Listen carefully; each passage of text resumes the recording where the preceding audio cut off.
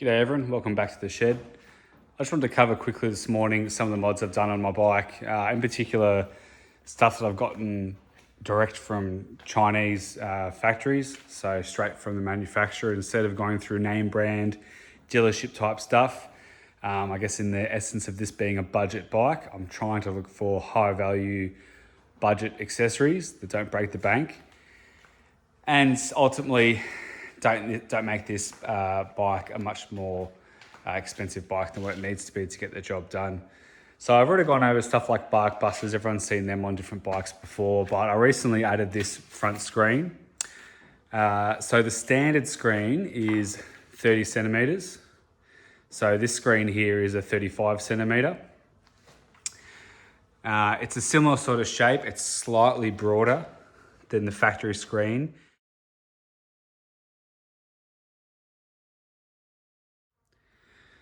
And you can see, so this tinted screen is slightly broader, but more importantly, it's taller. So it gives you a little more protection over the shoulders because you get the extra width. But I'm about 6 foot tall. And so I elected for a slightly taller screen. And I got this one directly from AliExpress. All the stuff I'm buying at the moment is AliExpress because it's cheap. And so far, unless you're buying it from a dodgy seller on there, the quality of their stuff has been really good. I'm so impressed by it that I keep going back for more. I can't help myself. With this screen, it costs me, I think it was 75 Australian dollars for a taller tinted screen. The only defect that I could see is there, slightly where I guess the rounding is for that cutout there. There's a little bit of a burr there. But I mean, for less than half the price it would cost me probably going for a name brand screen, which to be fair, they're probably all coming out of the same factory anyway. I'm not too concerned about that. So if I had my time again, I'd probably go for the 40 centimeter screen. So another 5 centimeters taller again. I feel like being 6 foot tall, that would give me just a little more protection. But other than that, I think it's been a worthwhile upgrade. One that I'd recommend to anyone. Another thing I've gotten here is this front handlebar bag. I think it was $23 straight from AliExpress again. It's got Velcro, it's got your cutout at the top there for your phone that you can use your touch screen through.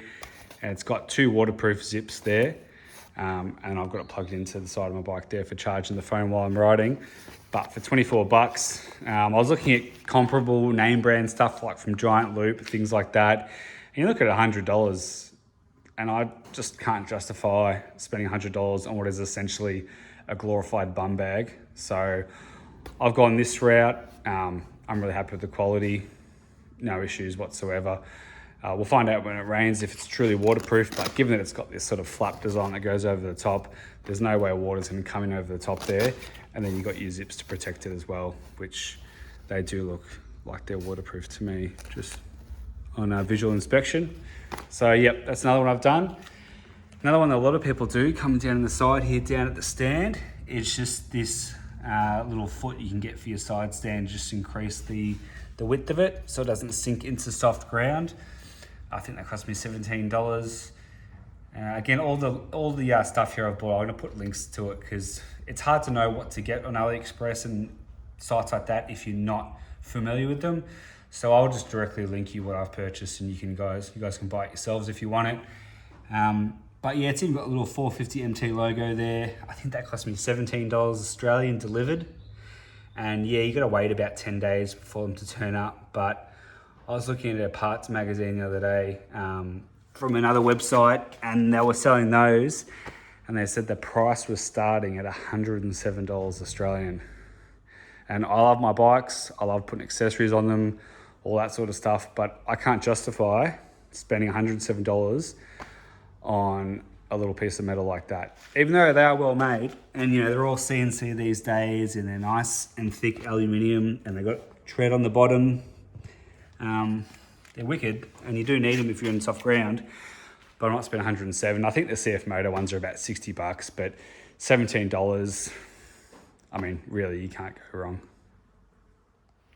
Another thing I've picked up is this little tank protector here, which is just 3M double-sided tape stuck down for 3M adhesive.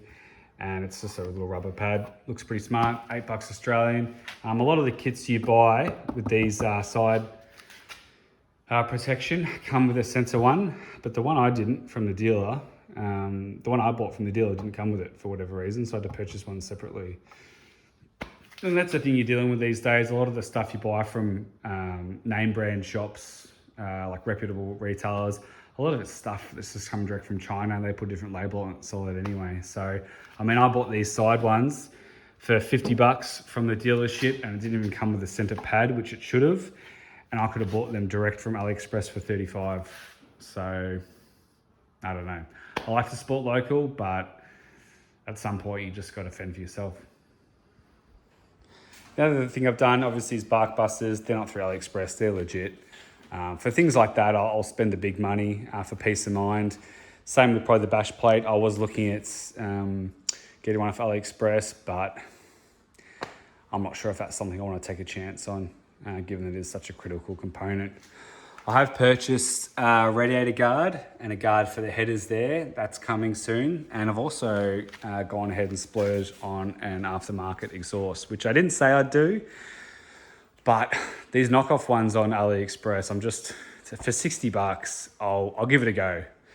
And if it's no good, well, then I'll put it on another bike, a dirt bike or something like that. But I thought I'd give it a go, see how it sounds, see how it lines up with the factory hangers and stuff like that for the exhaust. And we can go from there.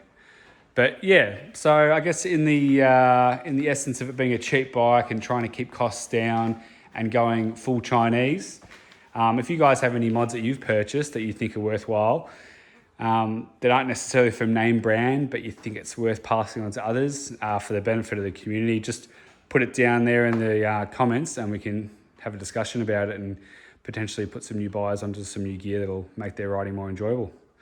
All right, guys, well, I'll keep updating this as I get more mods, but that's just what I've done recently. And, you know, the list keeps growing. Can't help myself. All right, take it easy. I'll see you in the next one. Cheers.